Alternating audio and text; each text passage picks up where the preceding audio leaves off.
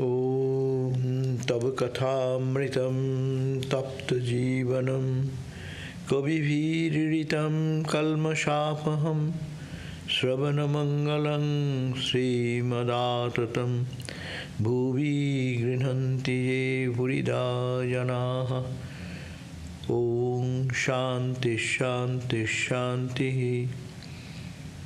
O Lord, your gospel is like nectar and bliss, showered upon the pain-stricken lives of suffering humanity. It dispels all the sins and misdeeds of life. It brings spiritual welfare in life. The spiritual beauty, prosperity and grace spreads through and through one who listens to your holy message. They are the real givers in the world who preach and pronounce the nectar of your message to the suffering humanity. Om, peace, peace, peace. So we are back to reading the Gospel of Sri Ramakrishna, whereas on page 895, and today we will start a new reading of a new date, and that is Tuesday, October 27, 1885. And Sri Ramakrishna was seated in his room. Narendra and other devotees were with him. The master was conversing with him. It was about 10 o'clock in the morning. Narendra: how strangely the doctor behaved yesterday. A devotee: yes, the fish swallowed the hook, but the line broke. Master smiling: but the hook is in its mouth. It will die and float on the water. Narendra went out for a few minutes. Sri Ramakrishna was talking to him about Purna. Master: the devotee looking on himself as Prakriti likes to embrace and kiss God, whom he regards as Purusha. I am telling this just to you. Ordinary people should not hear these things. M. God sports in various ways. Even this illness of yours is one of his sports. Because you are ill, new devotees are coming to you. Master smiling. Bhupati says, what would people have thought of you if you had just rented a house to live in without being ill? Well, what has happened to the doctor? M. As regards God, he accepts for himself the attitude of a servant. He says, thou art the master and I am thy servant. But then he asks me, why do you apply the idea of God to a man? Master: just see, are you going to him today? M. I shall see him if it is necessary to report your condition. Master: how do you find this boy Bankim? If he cannot come here, you may give him instructions that will awaken his spiritual consciousness. Narendra entered the room and sat near Ramakrishna. Since the death of his father, he had been very much worried about the family's financial condition. He now had to support his mother and brothers. Besides, he was preparing himself for his law examination. Lately, he had served as a teacher in the Vidyasagar school at Bau Bazar. He wanted to make some arrangement for his family and thus got rid of all his worries. Sri Ramakrishna knew all this. He looked affectionately at Narendra. Master: to him, well, I said to Keshav, one should be satisfied with what comes unsought. The son of an aristocrat does not worry about his food and drink. He gets his monthly allowance. Narendra too belongs to a high plane. Then why is he in such straitened circumstances? God certainly provides everything for the man who totally surrenders himself to him. Narendra too will be provided for. It is not yet too late for him. Master, but a man who feels intense renunciation within does not calculate that way. He does not say to himself, I shall first make an arrangement for the family and the practice and sadhana. No, he does not feel the way if he has developed intense dispassion. A Goswami said in the course of his preaching, if a man has 10,000 rupees, he can maintain himself on the income. Then, free from worries, he can pray to God. So we find that here, first of all, Sri Ramakrishna talked about Dr. Sarkar. And Dr. Sarkar is very much attracted to Ramakrishna, but he cannot believe that Ramakrishna is God himself.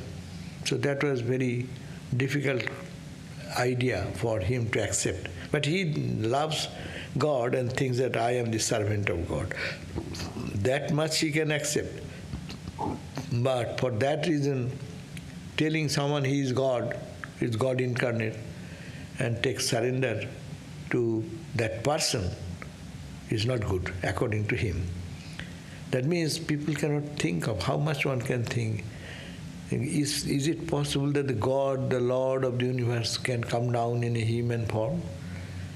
It is very difficult for people to understand that only because of the extraordinary purity, some people can understand, yes, God incarnates. Looking at Rama, looking at Krishna, we can see them like ordinary human being, no? Ramakrishna like ordinary human being, walking, hungry, talking like ordinary person, with all the emotions we find in human being. How can I believe that he is the Lord of the universe?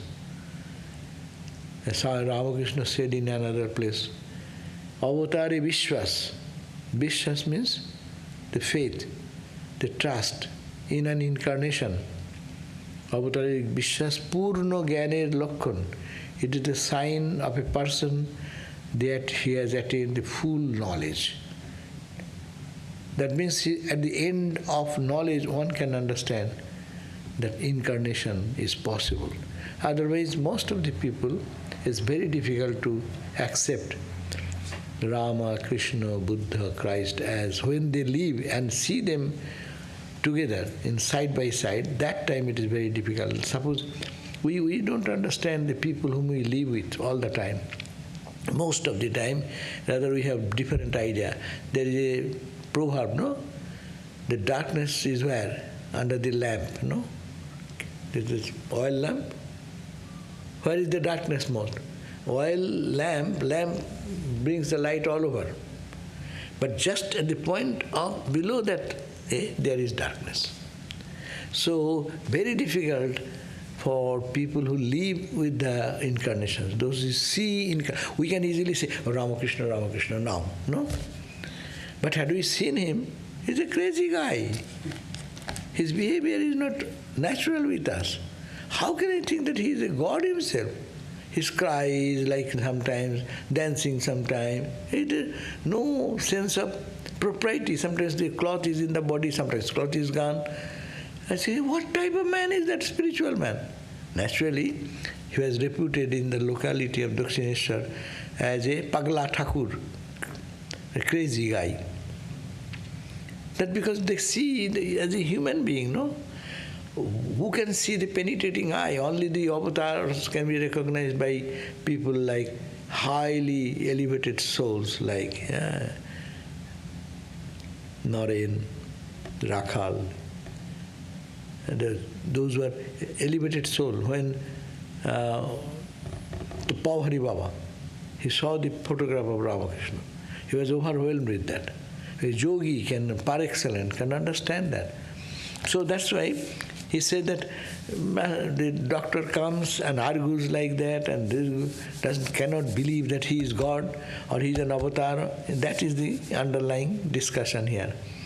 That Narendra, that's why he says how strangely the doctor behaved yesterday, argued against avatar-vad.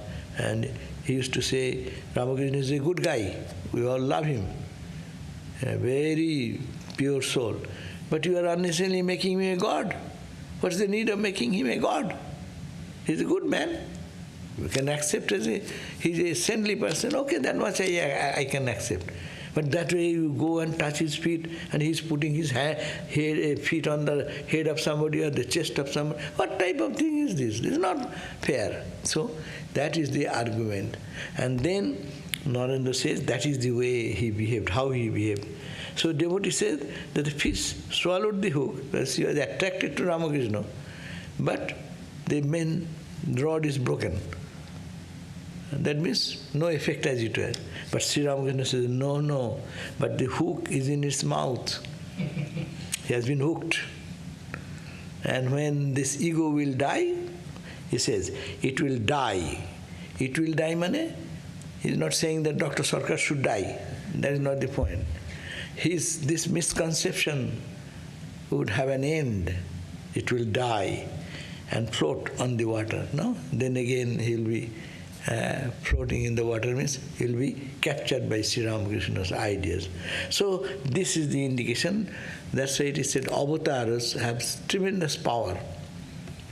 They are even kshanamapi sajjana sangati reka bhavati bhavarnave tarane nuka. There is a statement that even a holy man, if one gets a touch of a holy man, kshanamapi, when momentary association of a sajjana, which is sajjana means satjana, the person of realization, person of high spirituality, Bhavati Bhavarnava is capable of helping someone to cross the ocean of birth and death.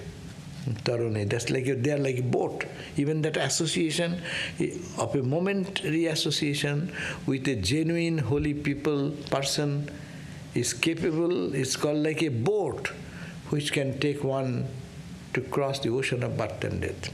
So that is the situation. So seeing God, even in any way they look at, its impact will affect the whole life and total transformation will come. That's why sometimes it seems fanatic. Swami Mahapurush Maharaj always says, you have to do nothing. If you cannot do, your mind is disturbed, just look at Ramakrishna. That will do. That is enough for you to purify yourself. They have the understanding who is Ramakrishna. So what is that purity? Even if you don't feel it now, you'll feel it some other time. When the mind will be pure, its impact will not go away. So that is the point Sri Ramakrishna pointed out. Though Dr. Sarkar is attracted towards me, but not yet accepted, but he will die soon. That means this concept of his will be dead and he will understand the incarnation idea. So incarnation idea. So Narendra, that's why Narendra went out and then Master was talking to the devotees and then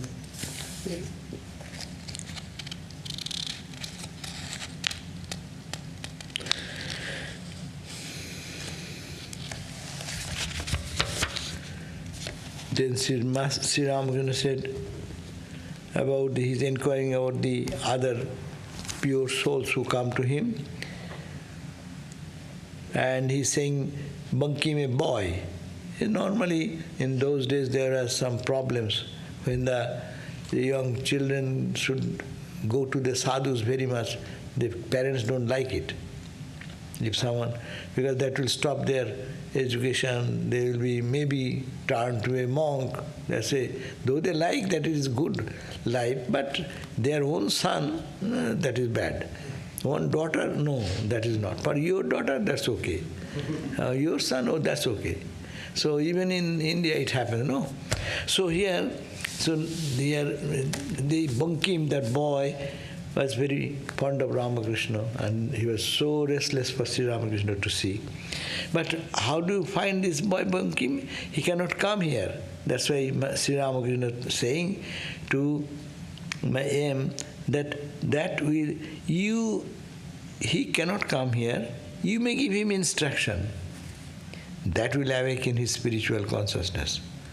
He is saying that if he cannot come to me, you are living with me, so I give you the authority. This is the charter given, the charter to him, that you talk about spirituality, and then you will see that he will be able to progress in spiritual life. This is also one indication here.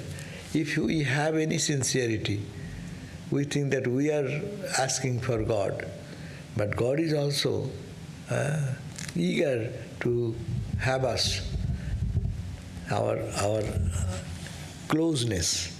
So that's why it is said that if Bankim cannot come, so he is thinking of Bankim and also making an arrangement for him to get a spiritual awakening. This is the thing. It is said that if anyone cries for God or wishes sincerely for God, he will make an arrangement. Everything will be arranged by him. We need only to be sincerely asking for, praying for. This is a gross example. We can read it quickly, but we can also interpret it this way, that Bankim is a sincere, young, small boy, maybe school-going boy.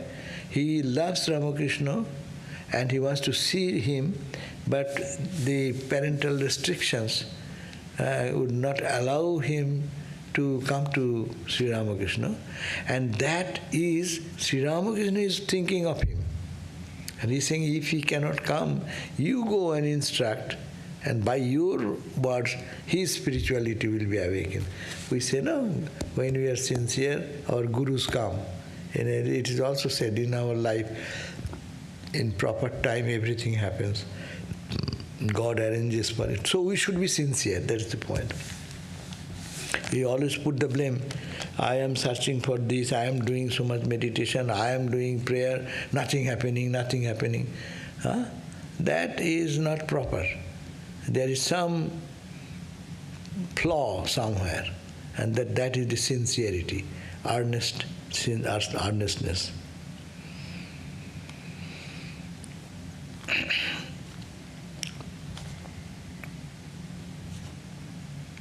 Master is talking about some Narendra's financial condition. My father died, and so the distressed condition.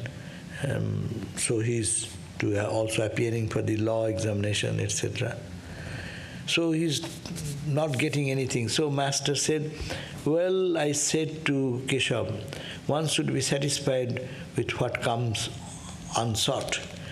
The son of an aristocrat does not worry about his food and drink. That means God provides them.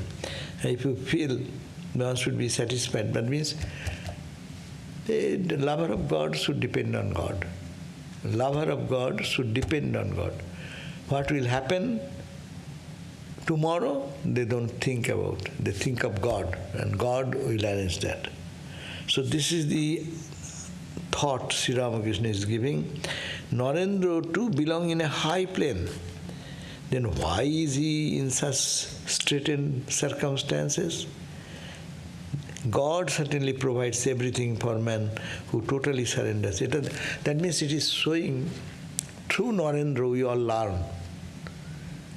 We think in our spiritual life so many obstacles come. In India we hear about more of the financial crisis and other things.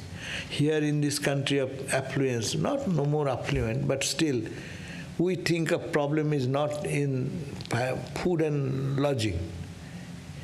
That this one young man or a girl is not becoming a monk or nun because his parents are putting an obstacle. No. They have their own obstacle. So, it is the question that when in Narendra, in spiritual life, obstacles will come.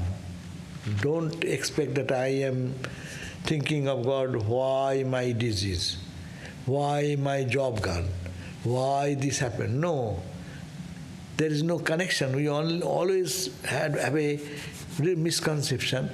I am a child of God, okay, if it is so I will have no disease, then I will have no problem. Everyone say, ha ha ha, you are so great, so great. No, it does not happen. It happens the opposite way. If you are a genuine lover of God, you will be getting all the blames, more and more. You work sincerely, then you will be criticized. Are you ready for that? That is the point. This is the genuineness. That's why Narendra, belonging to such a high flight, spiritual plane, he came down from that for the good of humanity. But showing their examples are, the life goes, he was the richest person one of the richest person in the family of Calcutta, no? And he has just have no food. After his father passing away, not a square meal. Some days Narendra is roaming around in the streets of Calcutta for a job, simple job, so that he can just bring little simple rice and simple lentil, no? Dal bhat. That is not possible. Some days they fasted. So this is the crisis. Why? It is a testing point. How much surrender one can bring under the circumstances. People, those who are God-centered people, they will take refuge at the feet of the Lord more seriously. As much trouble, so much they will hold on to the feet of the Lord. And those cannot, they get frustrated, then give up religion. Many people give up religion. Why my son, such a bright son, passed away? Why? As if in the whole world, that one son has passed away, that is one incident. It is happening everywhere. But there is a meaning why it happens to so many ways. Our spirituality, the sense of unreal nature of the world, all this become very clear in the mind. No, it is theoretical knowledge. Say, rich person with huge amount of money, moving in royal dress and royal and dancing and eating and sleeping. But what he understands about suffering and thing. But when that person falls into trouble, then he puts a question: What? What is this? So that is the awakening part of it. And God plays in different role. Why He does it, that is not, we are not here to judge that. But it happens like that. It is to test that person and to allow that person who is devoted to God to have more surrender, more refuge, taking more refuge at the feet of the Lord. No?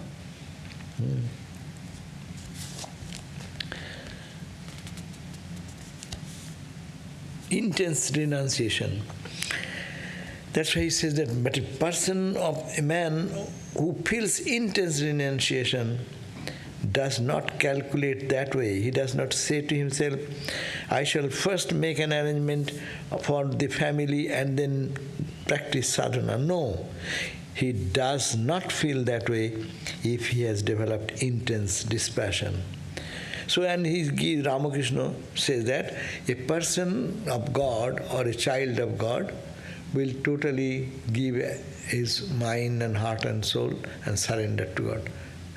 But ordinary people like us, we are not that level, so we need not have to, don't go for searching a job or anything. Okay, God will bring food to me.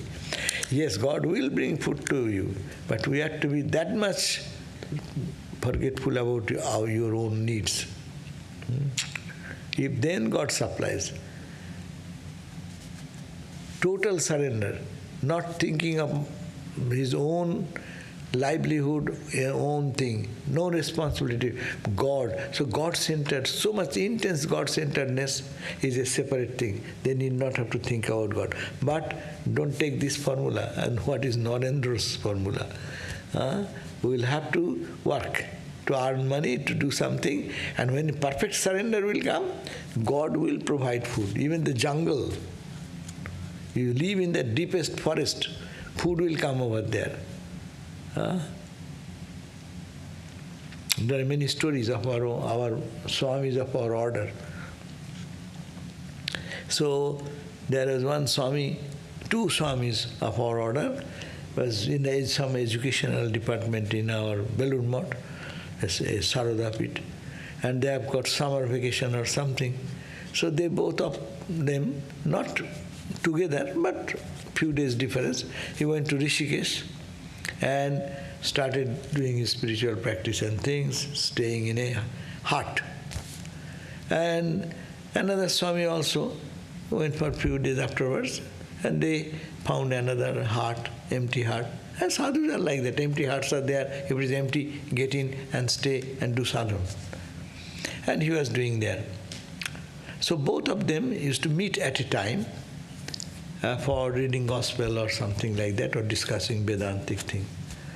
So one day, they suddenly remembered, oh, this is a festive day. It is Mother Durga's puja is going on in Belur Math, no?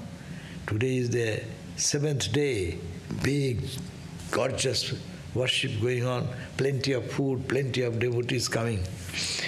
And when they in the morning, they just was reading gospel and got engrossed into it. And then some of the out of the two sadhus, one said, we are not going, we see, today is Mother's Day, whether Mother feeds us here in our cottage, whether Mother supplies the food or not. Let us see. And I will not go. Every day they go for bhiksha. That is the style. They will go for, there is a place where akhada, chatra. So they have to go for begging food. They resolve, both of them, we are not going. And let me see, Mother is feeding so many sannyasi children and we are here in the forest. Okay, if Mother feeds us or not. So they are living in that, it's not a very, in a little secluded area. Normally people don't go there. And they forgot and they started discussing, going on. And it was crossed 1 o'clock, 2 o'clock. Their begging time is 11 o'clock or something like that. Going on, and they're engrossed in that. Suddenly, somebody knocked at the door. Like a monk, not half monk, half, and brought one container bowl and entered into the room and then knocked the door. And one of the sadhus went and said, "Hey, Babaji, lea, tere ko bol lea." So he has one glass, only sadhu will, how many things? One glass is enough, one bowl is enough for a monk, no? In that type of sadhana period. So, and he brought in his hand one heavy, not a good quantity of milk as it were, and it is hot, warm, and it is pouring in his bowl. And then he's commanding, khale, tu khale, drink, pile. And then he said, how can I eat? Because we are two brothers. No, how can I take alone? Then he said, how can I take alone? Well, tu khale first. And then one of them, he forced him to bear in that cold weather, in puja time, and in Rishikesh. I'm talking about maybe 70, 80 years past. So, or 60, 70 years around. Now, he poured it, it's hot milk. And anyhow, he drank and then said, no. Again, the emptied pot, then he again asked him to bring, and they had some water, they washed it and brought it, and they poured again it poured out the whole milk and two supplies. And the other sadhu also did. And they are drinking, and then by that time the sadhu said, okay, bye, and they left. And they are a little puzzled because they are in the middle of the discussion. They forgot that they had that resolution this morning, I will not go, this, that. Anyhow, and then suddenly they came into awareness, where from this man could come here with hot milk which is, it will get cold. Even if they bring hot, so much coming over here, it will be cold. And then they started, both of them started running here and there to find that guy. They could not find anybody in this locality. Then came back and they said, see, mother send his food. See, if the deepest jungle you stay, if you have total surrender, you forget about anything but God, God supplies. We have so many, I have heard so many incidents of sadhus who live totally dependent on God in an odd situation. They are already taken care of. So this is another suggestion. Man, God certainly provides everything. Ramakrishna's words, God certainly provides everything for the man who totally surrenders himself to him. Narendra too will be provided for it. It is not yet too late for him. Then Master, but a man who feels intense renunciation within does not calculate that way. He does not say to himself, I shall first make an arrangement of everything and then practice sadhana. Intense renunciation. How many people have intense renunciation? For that extraordinary people who have real, genuine love so deep that they forget the whole world. For them, they can do that. They can give up everything and engage in the sadhana. But ordinary people they should do their duties first and do the sadhana. He's talking about a Goswami. Goswami means Sri Chaitanya's lineage, some devotees, Bhakta, Vaishnavas, said in that course of his preaching, what he says, if a man has 10,000 rupees, he can maintain himself on the income. Then free from worries, he can pray to God. He's compromising. He's saying that if you have sufficient money, and then keep that in your bank, and then you need not have to worry about what food will come or all. You have some bank balance and you can break it. That is not for that person who has total renunciation or total dependence on God. But for us it is necessary. We should follow this Goswami's formula. In this country, you say, okay, I give up everything, and you go to the Hollywood Boulevard, no one will give you one piece of food. See how many homeless people are in what distance. They are not homeless by then. Yeah, they have, for some reason, they have lost their financial support. No? So unless it is tremendous renunciation, that is a different thing. But for Ramakrishna is saying, Goswami is thinking that if it is really have some means to keep it, then really you can engage in your sadhana without worries and anything, because our renunciation is not that great. But paravairagya, aparavairagya, paravairagya. So paravairagya, para means the supreme renunciation. Tatparam Purushakyatir Guna Vaitrishnam. Patanjali says, this para vairagya, that para vairagya, sreshta, the highest vairagya, is coming from tatparam Purushakyati. It comes when one is aware of the consciousness of the Purusha, that Purusha. Purushakya, kya means knowledge. Purushakyatir Guna Vaitrishnam. Total dejection for all the three gunas and its created reactions, or all the permutation and combination of that means the whole world, three gunas, sattva, rajas and tamas, and all the things produced by three gunas, no attraction for anything.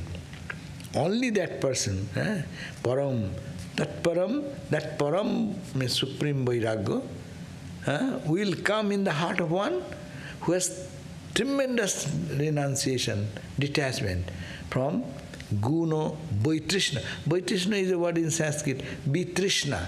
Trishna means thirst. Bitrishna means hate. repugnant. You cannot tolerate that. Take out. So that type of feeling will come in the mind for not only the three gunas, and gunas created universe. That is the explanation Patanjali said. So that goes simultaneously at very high level, where one can totally renounce the world, detach from the world, and mind goes to only that Parama Purusha, the consciousness which is within. Keshava continues, Ramakrishna continues. Keshav Sen also said something like that. He said to me, "Sir, suppose a man wants, first of all, to make a suitable arrangement of his property and estate, and then think of God. Will it be all right for him to do so? Is there anything wrong about it?" Then Ramakrishna said, I said to him, quote, "When a man feels utter dispassion, he looks on the world as a deep well, and his relatives as venomous cobras." We are reading in Santi Gita, no? We also read in Santi Gita, no? That for a man of renunciation, who is the total detachment, those who are really lovers of God, they will feel anything obstructing their path. They cannot tolerate that. They feel like poison. As we avoid poison, so they avoid the world and worldliness. They become totally intoxicated. Ramakrishna, see, look at that. Nachiketa as the example. Nachiketa was given all this offering. You will have this, I will give you life, you live for 100 years, you are not satisfied, as much as you jabodichet, as long as you live in the world, you can live in this world, but ma uparatsi. Don't ask about immortality and life after death. Don't ask about that, no? But what he said, he has the boldness and courage to say, Tabaiva baha tabanritya gite. Oh, sir, you are my guru, you are my teacher, but I humbly say, you please be happy with your singing and dancing girls and all this fun and joy. But I don't want anything. Give me what I want. So it is called tremendous renunciation. So that is a different set of mind. We find in the Buddha has the mar. Mar means what? Attraction. Last bite of the world and worldliness. No? All types of allurement will come. That means it's a test to the student who is such loving God in such a way. Do you feel any attraction for anything of this? Ye je kama durlava manushya loke. Nachiketa was told by the Guru, Jam. Ye je kamaha, those objects of achievement or gain, is durlabha. It's not available. It is very rare to find in this world. I will give you everything. And life, you can enjoy your life. You can live for thousands of years. You are ichamit, you can die. No one can, you will not have a natural death unless you want to die. All this given, but tremendous renunciation. He said, I don't know anything. Let it be yours. So please don't make me allurement. Buddha's mar experience. Christ, last temptation. All these things we hear. As we move in spiritual life, greater temptation comes. And you have to get strength to overcome them.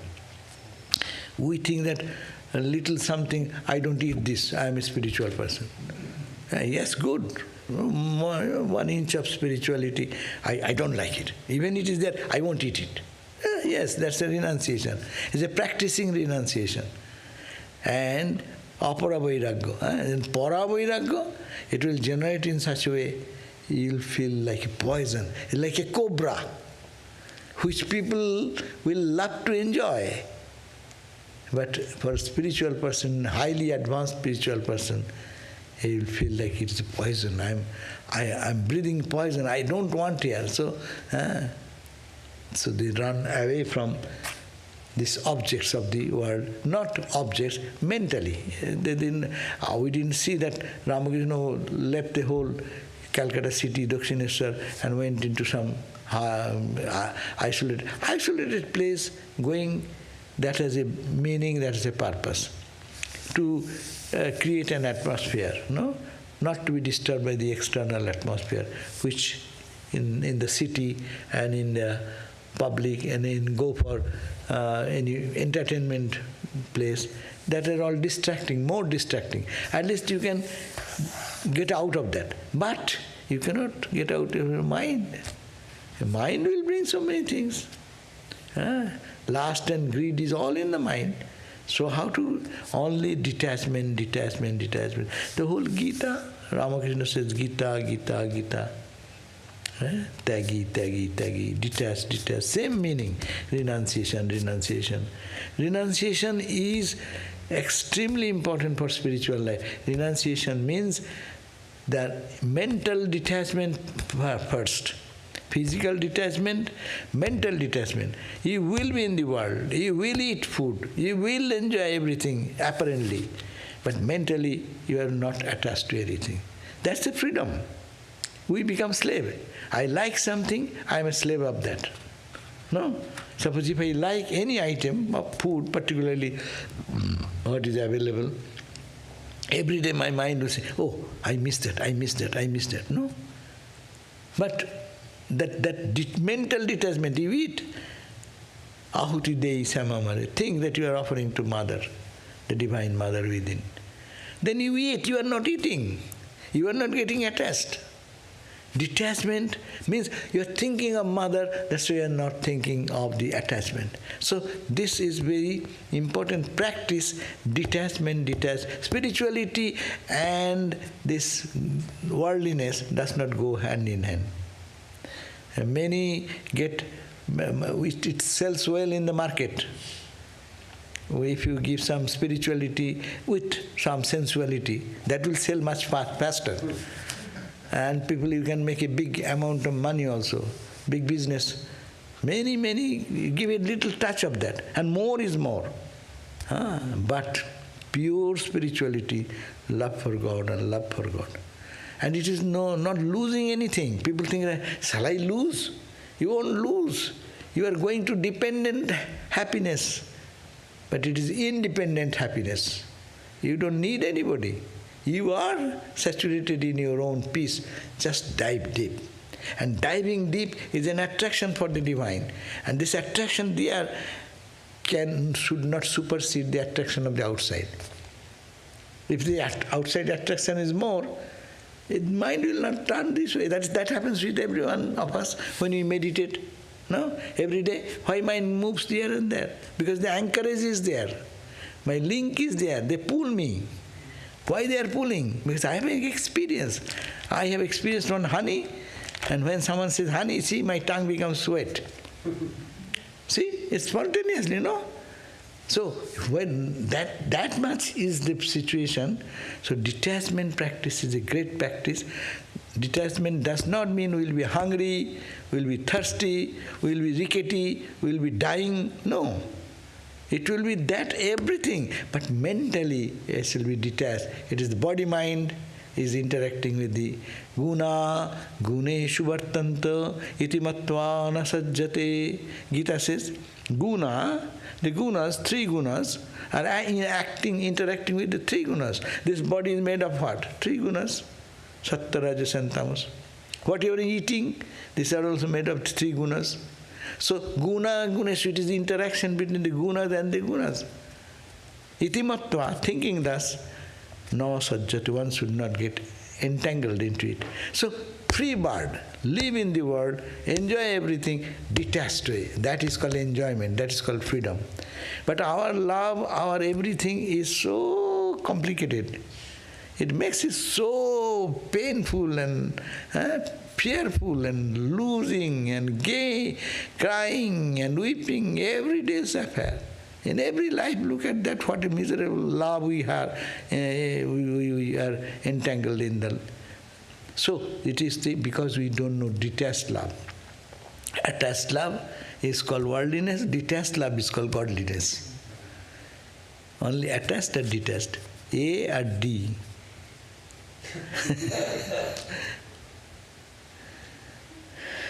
So, intense dispassion. No, he does not feel that way if he has developed intense dispassion. Then, when a man feels utter dispassion, he looks on the world of a deep well and his relatives as venomous cobras. Then he cannot think of saving money or making arrangements about his property. And they cannot stay in that environment. They run away. They themselves make their way out. And that's why it is called, if you normal duty, you have duty for your family members. No? Ramakrishna also scolded someplace, aim, who will look after your wife? Go and take responsibility.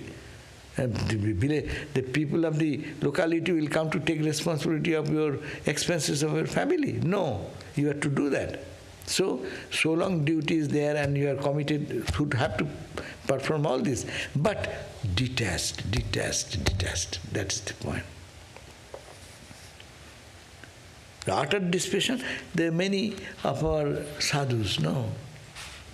Sadhus, that's why when they give up heart and home, sometimes some families actually fall into very deep crisis. Look at now Narendra's life. He is totally a renounced person, coming to Ramakrishna, seeing God. Ramakrishna touched, he is seeing the consciousness everywhere. He putting his head on the Hedua park, and whether it's consciousness, this type of thing is going on parallelly. But tremendous problem and responsibility. Mom, sisters and brothers, they are not getting a square meal. It's parallelly going on. But this is a trial period. And many sadhus also in our order go through that type of situation. And really it is a very difficult thing to make a just decision. But many fail because there is a call. Which side will you go? As a human being, you should have to take care of your responsibility of your mom, dad, brother, sister first. No? And Holy Mother also sometimes said. But Holy Mother also did not say to people who are genuine, who are ready for that. No? They said, yes, the world will be like that. And the world was not created for thinking that this son will maintain all the family members. No, God has created in His own way. He has a master plan. So it is a really struggle for many when to get out of the... But those who have the grace of God or by detachment, so they can succeed. And ultimately it is proven, again and again proven, that entire responsibility God takes care. I know of one sadhu. He was, anyhow, he was, when I was the superintendent in our B.Ed college, so he came to, he was the headmaster of a school that time. And he came to study and they finished the course, B.Ed course. And then he was the only son of a widow woman. And he was such a teacher in the school, headmaster. But whatever money he gets, he used to spend everything for all the children, all the students who has any problem, whatever he can. And he used to live with mother in a mud house. And coming to the center, to our study in our mission, and he got gradually more idea, his inspiration came inside to renounce. And it's a big struggle. Only widow, not financially rich, they are staying in a mud house. Mom and the son live, 2 small rooms are there, and very small, meager arrangement for cooking and this and that, as in Indian poor families happen. But he could have made money. He is the headmaster. He could have give free coaching. He gives free coaching. He helps every student, every teacher who has any problem. And they may be fasting that day. That type of person. And with that pure heart, he came here. And after that, he took a decision to be a monk, to join. It was a big struggle. What to do? If I come, who will look after my mom? Mom is alone. And he has no income, no bank balance, no property, nothing. Only income was his son being the teacher and headmaster, head teacher, get the salary. Then what? But he was in the struggle. But he one day said, okay, Lord, take care.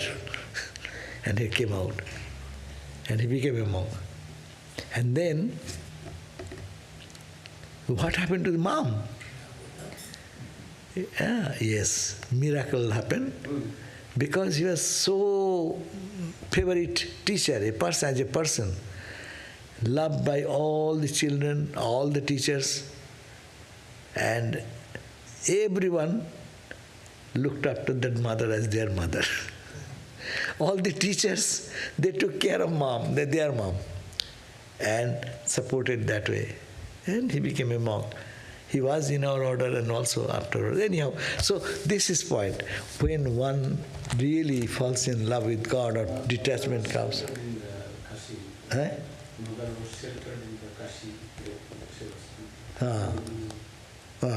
So yeah, so that is the, see that it happens. And the mother was sheltered. I do not know that mother was ultimately our Belur Math in Benares. We have a old ladies shelter place. So those are something like that. So mother was probably got his place there ultimately. But it was supported by the whole community. So the God helps. That's my point. If one is genuine in their yearning for God. What happened to Raja Maharaj's wife and son? Oh, Raja Maharaj, they are rich people. Raja Maharaj was a rich landlord. There is no financial problem. That was a different problem.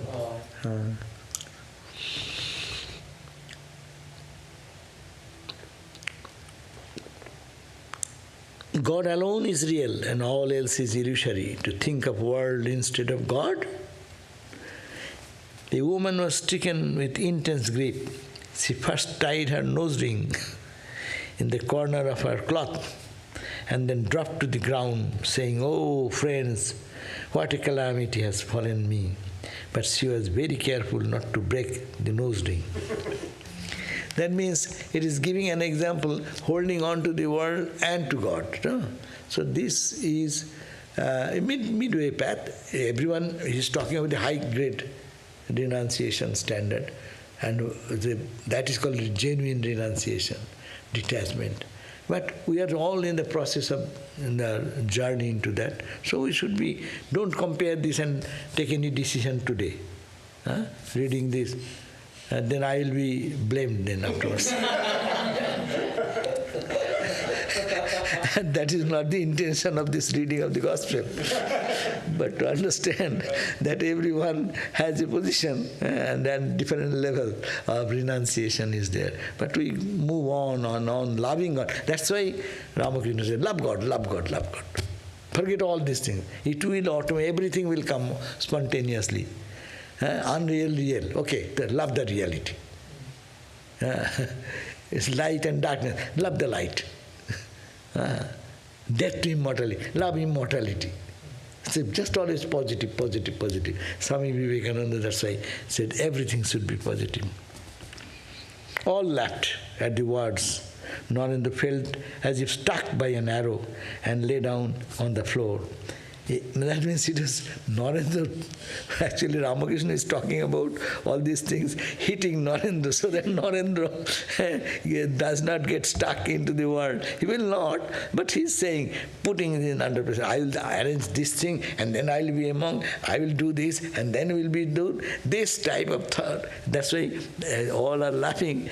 But at these words, Narendra felt as if struck by an arrow, and lay down on the floor. Understood what was going on through Narendra's mind and said with a smile, "What's the matter? Why are you lying down?" The master said to him with a smile, quote, "You remind me of the woman who felt ashamed of herself for sleeping with her brother-in-law and could not understand the conduct of those women who live as mistress of strangers. By way of excusing herself, she said, 'After all, a brother-in-law is one's own, but even that kills me with shame. And how do these women dare to live with strangers?'" This is also joking, all these words. M himself had been leading a worldly life. Instead of being ashamed of his own conduct, he smiled at Narendra. That was why Sri Ramakrishna referred to the woman who criticized the conduct of immoral women, though she herself had illicit love for her brother-in-law. So at a Vaishnava minstrel was singing downstairs.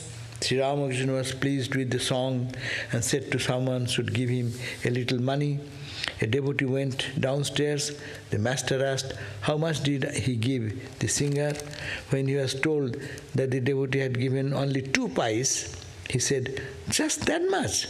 This money is the fruit of his servitude. How much he had to flatter his master and suffer to earn it. I thought he would give at least 4 annas." The younger Naren had promised to show Ramakrishna the nature of electricity with an instrument. The instrument was exhibited. So Narendra, younger Narendra came. So anyhow, question is that one should not be trying to be renouncing is the ground of spirituality. So one should have to focus on that. Spirituality without detachment, spirituality without in renunciation is a pretension. There is no genuine. That people may get some power. That is possible. You follow Raja Yoga and do practice all these practices of concentration. You can make big money. You can disappear, appear. You can be light, floating in the air. You can be heavy like stone. No, all this Garima, Laghima, Anima, Mahima. All this can be done, but that are all for few days. That power you earn, that power it goes.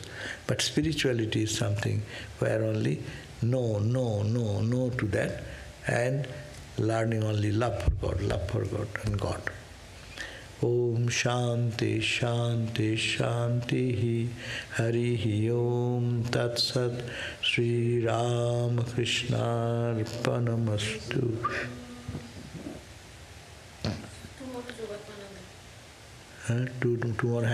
Tomorrow please come and ask your friends to come. Tomorrow is Swami Yogatmananda is coming.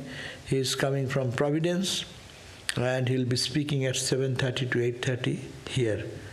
So what is his topic? May you remember?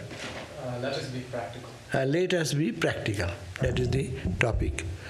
So bring your friends also. Because I don't want to show that this is our audience. Only. I'm not saying that you are less any important. But my point is that people should see that we have some people in the...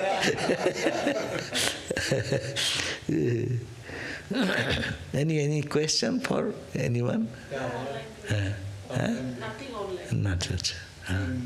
Master said, see, Narayan is suffering because he didn't accept the mother. What does he mean? Oh. Yeah. In one place, Master says, see, Narendranath is suffering because he doesn't accept the mother. Oh, that means Ramakrishna said that you don't accept my mother, because he was going to the Brahma movement, no? And Brahma movement does not accept like any form. God is in any form. Nirakara. And trained under the British education, we are worshipping idol worshippers. Hindus are worshipping idols, dolls, idols. These are dolls. So dolls, why are you worshipping doll? So you are wrong. And that with trained under them, they had a signature that I will not go to any temple or bow down my head before any idol. But they didn't understand it is not the idol, it is the expression of infinity. It is the symbol. Every religion has symbology, symbols and symbology. So there is a book of Swami Shahananda, Symbols and Symbology.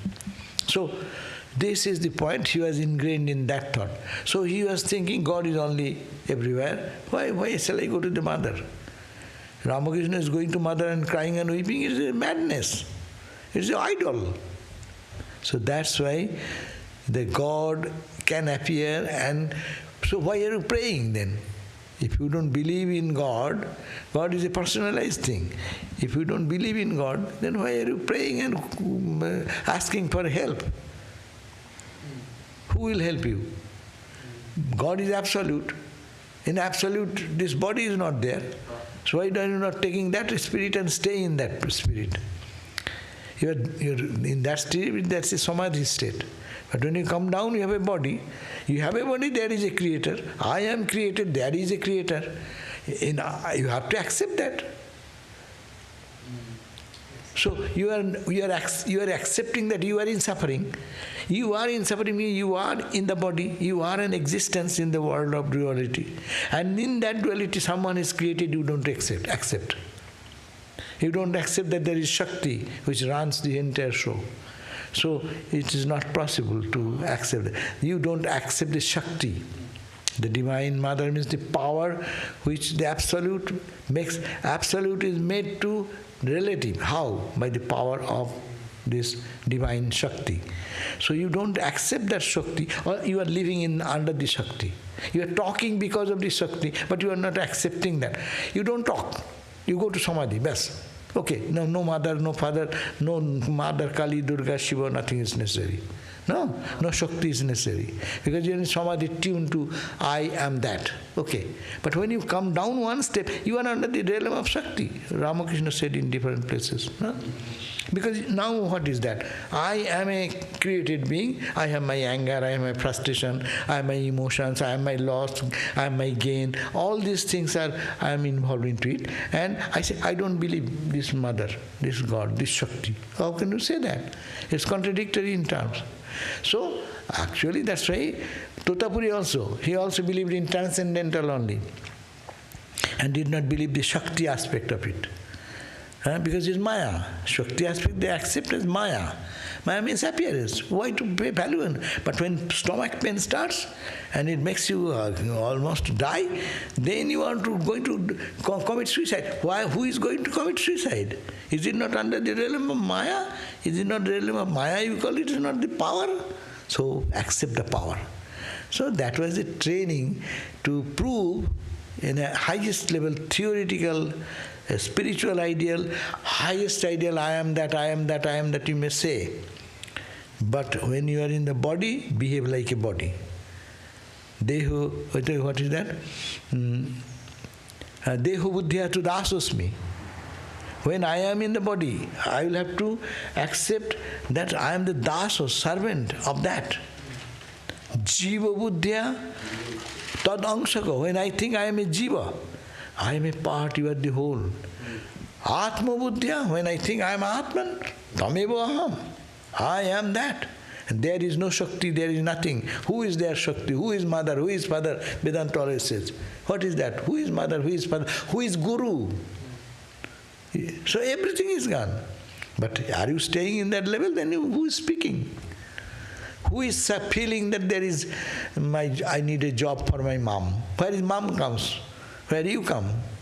So this is contradictory. That's why in our life also we have to make Vedanta very realistic. And don't talk too much Vedanta, not understanding the entire purpose of it. Vedanta is the ultimate truth.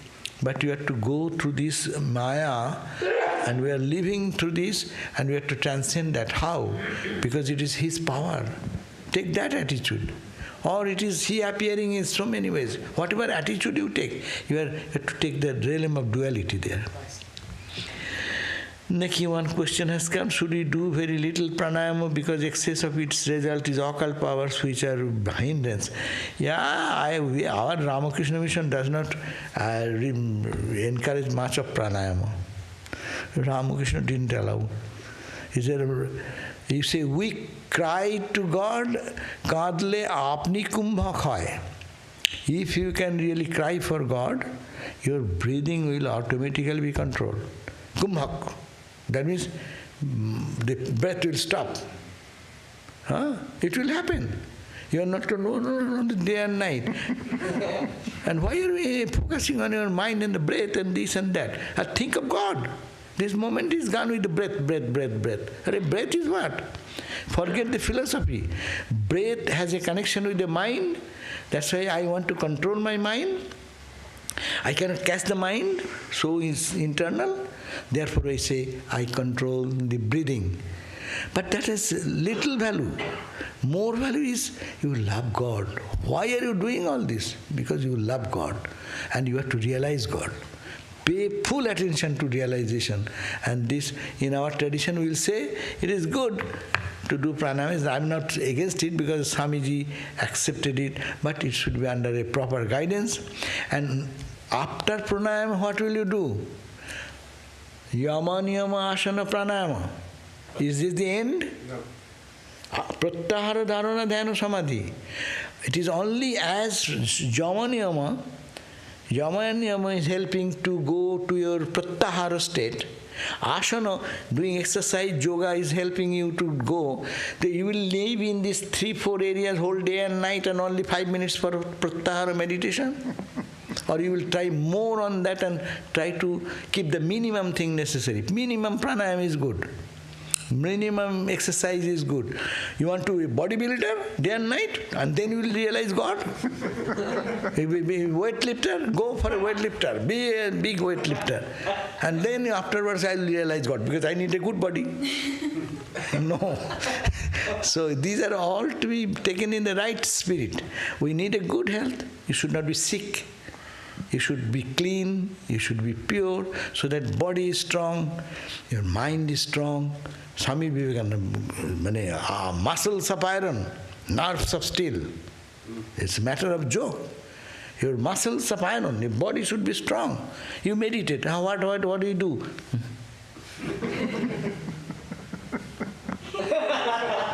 And we try again, but it again goes again. So, yes, I'm an old man of 80 years, don't look at me.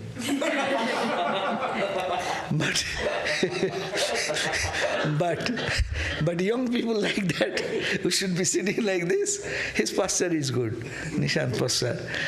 So that's why exercise is necessary. And asana pranayama also necessary. But don't pay too much attention. Little breathing is good. Irregular breathing, deep breathing. Lungs full, feel your energy. You take 2 times, you see how you feel your energy. Just slowly feel your lungs totally full, feel the energy, your brain, everything gets alert. Yes, that is necessary, to give oxygen to the body, to feel that my body is strong. Now with this strong body I will start my spirituality. But if I get half an hour, 1 hour time, I give 55 minutes in my preparation, and 5 minutes I sit and then run away for work. Most of the people, we do like that. You see, they make big preparation for coming to the temple.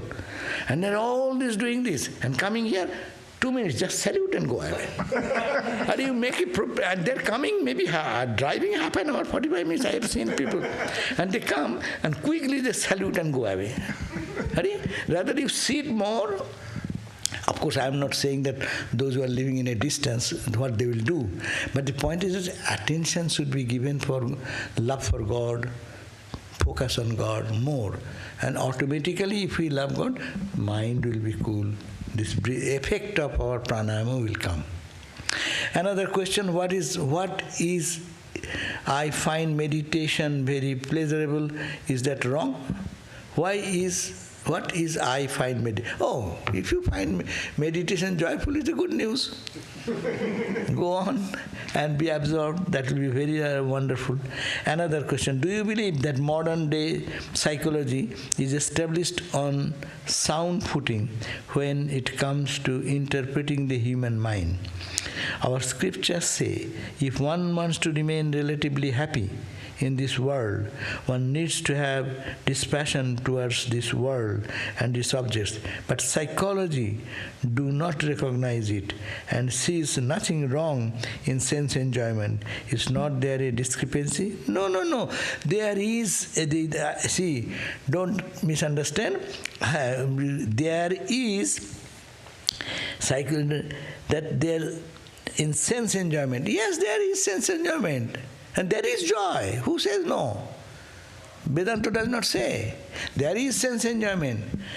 But are you happy with that enjoyment? This much joy? For so much preparation? And then followed by, that joy is gone. Do you like that? That's okay. Only what scriptures say, we need not get caught up into this momentary joy. We want joy. We are here for joy. Absolute joy. Timeless joy. Unending joy. Yes, but not momentary joy.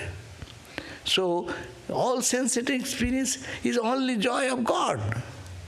There is nothing but God. All these senses are created to see things, to see, enjoy. But who you are seeing? As I see something non-God and I get attached, then I suffer. But if I can see God everywhere, I see, I hear, I touch, I taste. It is all God, playing with God. Endless joy. So, it is not sense. Vishwayananda, I say another, I have no time much. We have talked many times. Vishwayananda, Bhajanananda, Brahmananda. But Ananda is the same. When it is coming to the Vishaya, sense objects, it is called Vishaya Ananda. I ate something. It is coming to the Vishaya object, good food, and my tongue. Vishaya Indriya Sangyogat, because of the Sangyoga, combination of the Vishaya and my sense organs. Say, there is food, and I see, my tongue will not be satisfied. I will have to put into the tongue. Sangyog means connection. Touch. Eyes should touch something by the eyes, I see. Ear should hear something, touch. So all this touching, Sangyoga, that is called the Vishaya Indriya Sangyoga, that is the Ananda, Vishaya Ananda. And when it same Ananda in bhajan, singing glory of God, dancing, singing and praying like that, bhajan, practice of spirituality, tears roll down, there is a joy. You have a good dream even, that is the joy. But that is a little higher. Because that joy will give you inspiration tomorrow, day after tomorrow, even 1 month. Some people has good dream, they remember whole life. And that gives them a boosting. But some of us have a bitter experience of life, it drags the mind down. So, Vishaya Ananda, Bhajana Ananda, and Brahmananda. When it exceeds to that level, endless Ananda. So, there is no problem. We don't differ with the psychologists.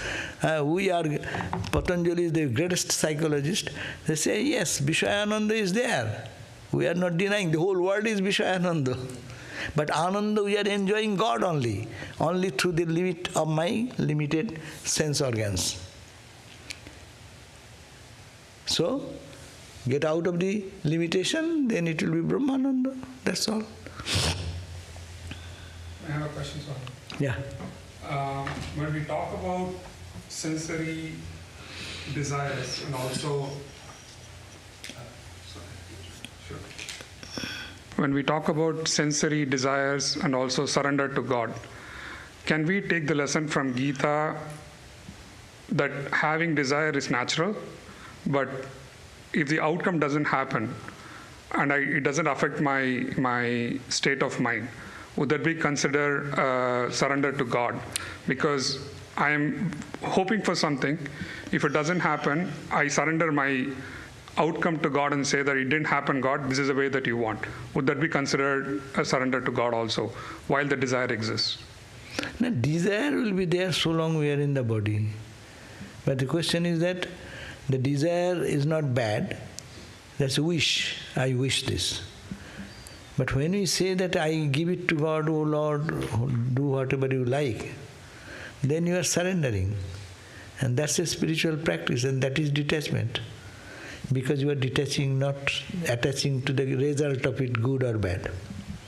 Now, even Yama Niyama, you see, the last part of Niyama is Ishvara Pranidhan. Surrender to God. Even the practice Yama and Niyama, Shaucha Santos Tapas Sadhayo Ishvara Pranidhana Anani. So these are called the niyamas. So Ishvara Pranidhan, when it comes, that means you are detaching. If you say that, oh Lord, let thy will be done, I am wishing, I wish this to happen, I want this, I want this, I want this. But I ultimately say, oh Lord, this is my wish, but I give it to you, you do everything. That means you are now detaching from the result. That's a great spiritual practice. That is renunciation, that is detachment practice. Okay? Thank you all. Om Shanti, Shanti, Shanti.